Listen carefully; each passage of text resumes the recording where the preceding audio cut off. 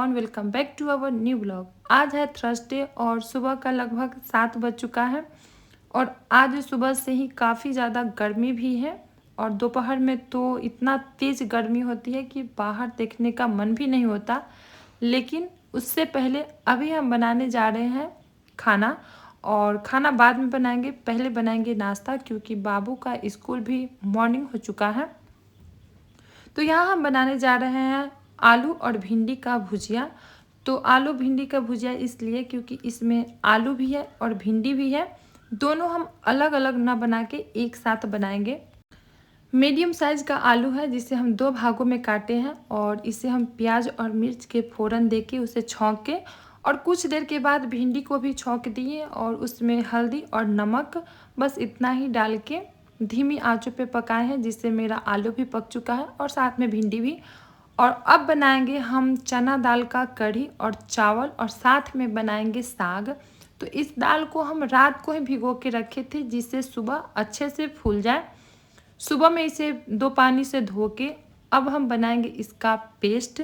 तो सबसे पहले हम बनाएंगे बड़ी। तो बड़ी के लिए दाल पीसेंगे। बड़ी का दाल थोड़ा सा दरदरा रहेगा जिससे बड़ी सॉफ्ट और स्वादिष्ट बने। तो बड़ी के दाल पीसने के बाद अब हम पीसेंगे कढ़ी का। तो कढ़ी का थोड़ा सा फाइन पेस्ट बनाएंगे जिससे मेरा कढ़ी स्मूथ बने और काफ़ी ज़्यादा टेस्टी भी बने। तो यहाँ मेरा दोनों दाल पीस के रेडी हो गया है और एक साइड है बड़ी का और एक साइड है कढ़ी का। तो बड़ी का दाल थोड़ा सा कम पड़ रहा था तो इसलिए हम थोड़ा सा उसमें से भी निकाले हैं।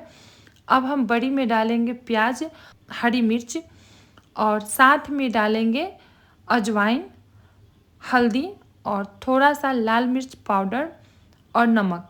ये सारे को डाल के अच्छे से मिला लेंगे और वैसे जैसे पकौड़ी बनाते हैं वैसे ही इसको भी हम फ्राई कर लेंगे, यानी कि तल लेंगे। इसमें प्याज डालने से इसका टेस्ट और ज़्यादा बढ़ जाता है, लेकिन इससे बिना प्याज से भी बनाया जा सकता है और वो भी काफ़ी ज़्यादा टेस्टी लगता है। और ज़्यादातर हम वैसे भी बनाते हैं, लेकिन इसमें आज हम थोड़ा सा प्याज डालेंगे और कुछ सूखा भी निकालेंगे और कुछ कढ़ी के लिए भी हम बड़ी निकालेंगे। तो एक एक करके सारे बड़ी को हम फ्राई कर लेंगे। और वैसे भी इस दाल से कढ़ी बड़ी बनाना काफ़ी ज़्यादा स्वादिष्ट लगता है।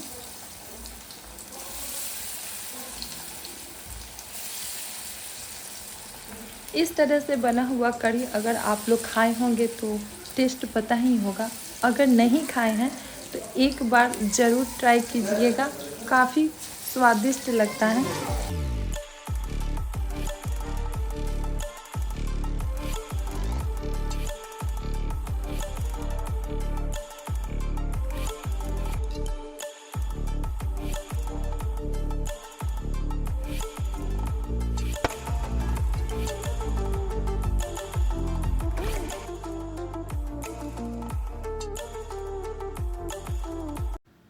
तो मेरा बड़ी बन के रेडी हो चुका है। एक साइड हम छौंक दिए हैं साग को। अब बनाएंगे कढ़ी। तो कढ़ी बनाने के लिए कढ़ाई में डालेंगे तेल, सूखी लाल मिर्च, हींग, जीरा, थोड़ा सा अजवाइन और साथ ही डालें इसमें कटा हुआ लहसुन और अदरक। ये सब डालने के बाद अब बारी है प्याज डालने की। तो प्याज डाल के कुछ देर के लिए इसे भी पकाए हैं जिससे प्याज का कच्चापन ख़त्म हो जाए। और अब बारी है कढ़ी पत्ता डालने की। तो कढ़ी में कढ़ी पत्ता जब डलता है तो काफ़ी ज़्यादा कढ़ी का स्वाद बढ़ जाता है। तो इसमें हल्दी डाले हैं और थोड़ा सा पानी और उसे अब हम छौंकेंगे कढ़ाई में। कढ़ाई में डालने के बाद अब बारी है पानी डालने की। तो आपको जितना पतला कढ़ी चाहिए उतना पानी डाल सकते हैं। तो यहाँ पे हम थोड़ा और पानी डालेंगे जिससे कढ़ी और पकेगा तो थोड़ा पानी भी कम होगा।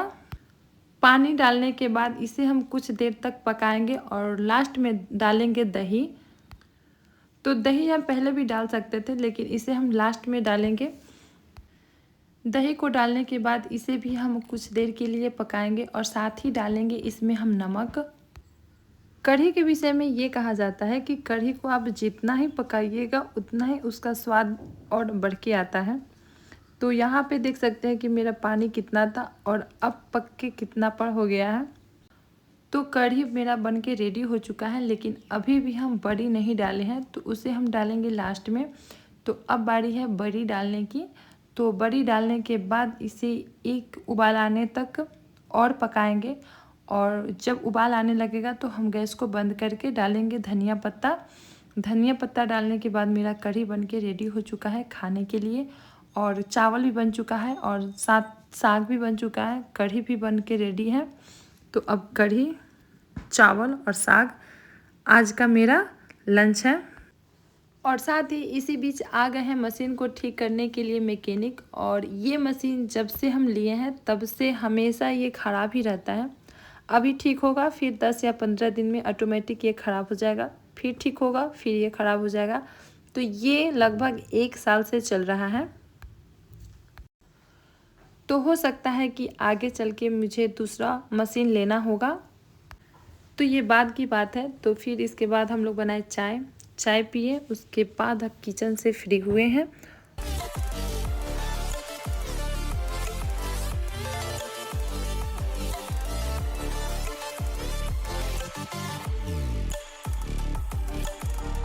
तो किचन का काम ख़त्म हो गया है, सब कोई नाश्ता भी कर लिए हैं। अब हम जा रहे हैं मार्केट। तो मार्केट इसलिए जाएंगे क्योंकि वट सावित्री पूजा के लिए सामान लेना है, और साथ ही जितना हम कपड़ा लिए थे उस सबको भी टेलर को देना है सिलने के लिए। तो सबसे पहले ये साड़ी है, तो इसका हम ब्लाउज सिलवाएंगे, साथ में इसका फॉल्स और पिको भी करवाएंगे। तो इसे हम लेंगे। और एक ये साड़ी है, तो इसका भी ब्लाउज सिलवाना है, और साथ में इसका पेटीकोट और इसका भी फॉल्स लगवाना है। तो इसे भी साथ में लेके जाएंगे। और 2 साड़ी और है जिसका भी फॉल्स लगवाना है और पिको करवाना है। तो ये साड़ी को हम लेके जाएंगे। बगल्स और श्रृंगार का सामान भी लेना है। तो अभी हम फटाफट रेडी हो जाते हैं। तो गाइस आ गए हैं मार्केट से, और जो कपड़ा सिलने के लिए देना था उसे हम दे दिए हैं टेलर को, और 2 दिन में अभी मिल जाएगा। और साथ ही लिए हैं कुछ सामान, तो पूजा करने के लिए श्रृंगार का सामान लिए हैं, और साथ ही लिए हैं कुछ बैंगल्स, तो व्रत में जो लगेगा उसके लिए भी लिए हैं, और कुछ अपने लिए भी लिए हैं। तो ये है,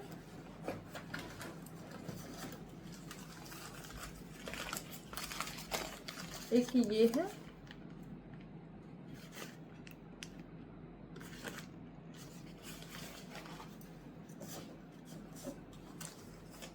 और एक ये है।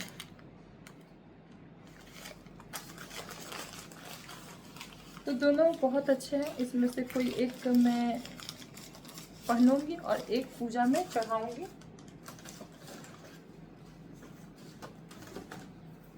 और एक ये है, कलर का है।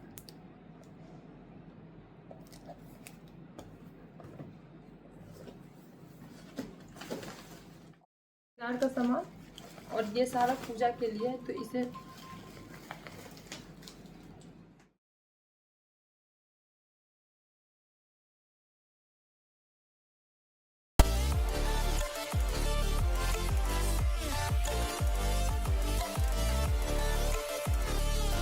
शाम का समय हो चुका है, और अभी हम बाबू को लेके आए हैं छत पे कि ये कुछ देर खेल भी लेंगे, और हम लोग भी थोड़ा छत पे रुकेंगे क्योंकि अभी बहुत अच्छा हवा चल रही है। और साथ ही ढलते हुए सूरज बहुत खूबसूरत, बहुत ही प्यारा दिख रहे हैं। ये है शाम का ढलता हुआ सूरज जो हम लोग के छत से एकदम साफ साफ दिखाई दे रहे हैं। और साथ ही इस ब्लॉग को यहीं पे ख़त्म करेंगे, और मिलेंगे अगले ब्लॉग में। Bye bye, take care.